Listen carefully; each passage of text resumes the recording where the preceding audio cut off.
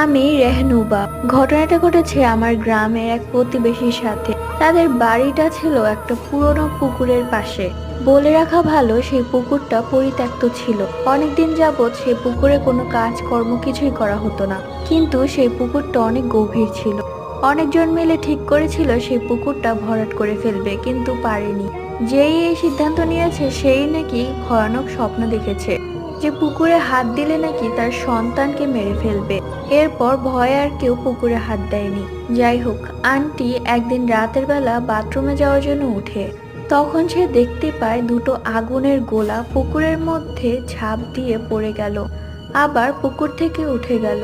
দেখে মনে হচ্ছিল পুকুরের এই পার থেকে ও পারে চোখের পলকে যাওয়া আসা করছে।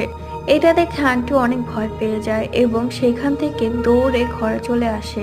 সবাইকে বিষয়টা খুলে বলে। তারপর থেকে তারা সেই বাড়িটা পাল্টিয়ে ফেলে।